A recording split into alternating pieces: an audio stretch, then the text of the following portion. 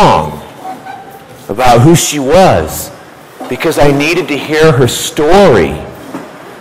And then she told me what her story was, and it's an amazing story. It's her story. If she wants to tell it, she can tell it. But I was humbled and amazed by her story. My stories are my treasures, but the more I share them, the more treasure I have. Even the painful ones, like when they put me in a box, that's a treasure story for me. I tell that story sometimes, and sometimes I'll meet somebody, and they'll say, "Did you have attention deficit disorder?" And I'm like, "Yeah, I did." "Did they put your desk in a box?" "Yeah, they did. They did that to me too." Now we understand each other more. Now we're like, "Yeah, that hurt, didn't it?" It's like, "Yeah, it hurt."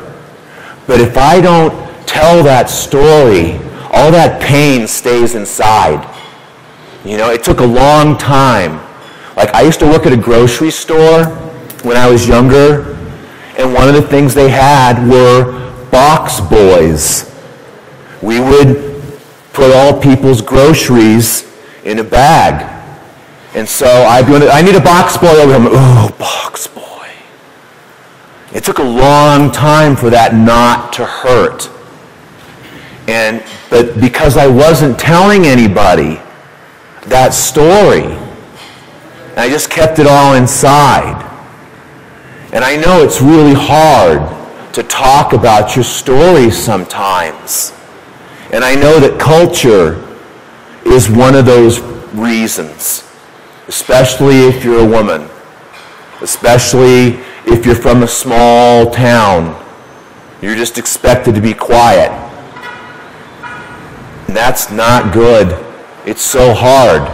I understand that.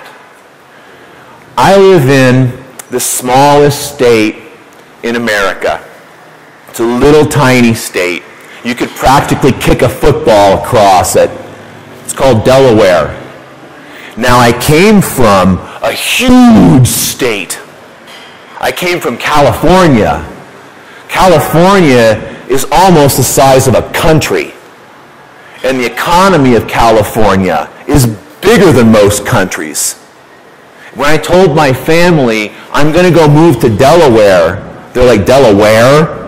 Where's that?" Nobody even knew where it was. So I live in a little town in Delaware. I love my little town. I live next to woods and forests that I get to go walk in. My little town is pretty safe. My kids can be okay when they're moving around. There's not a lot of crime. I love my little town. So I have a little tiny town called Newark. And above that is a huge town called Philadelphia, and an even bigger town called New York City, and an even bigger town south of it called Washington, D.C., and a huge town called Baltimore. I like my little town because it's really safe. And I know everybody in my town. I walk around my town. I teach all these students. I'm like, "Dr. M, hey, Dr. M, how you doing, Dr. M?" I love that. Everybody knows who I am. And I'm close enough to the big towns. I can go drive to New York City and eat in the big restaurant and go in the theater.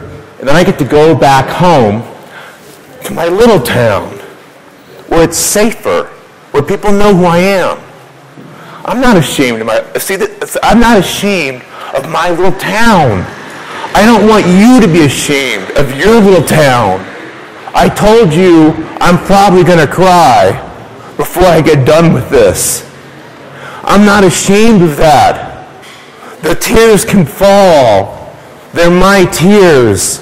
They're your gift. I gift my tears to you. I'm not afraid of those tears. I'm a man who cries. I have no shame about crying because I've done nothing wrong. If you have shame, you need to have done something wrong. But if you've done nothing wrong, there's no reason for shame. And I know there's a lot of shame. Somebody gave it to you. Somebody gave you their shame. That's not your shame. It's somebody else's shame. That's not the culture's shame. That's not your shame. That's the culture's shame. We have to give that shame back. We have to take that shame and go, this is not my shadow. This is the culture's shadow. My culture says men should not cry. That that's shameful. That that's weak. Well, I don't believe that. That culture, you can have that. You can have that, the shadow culture. You can have that. I don't need that shadow. All it does is get in the way of me being a human being and telling my story and being a real person instead of, oh, I'm going to be so tough. That's so fake. It's so phony. So I want you to think about these shadows that you were given. There's two ways you get a shadow.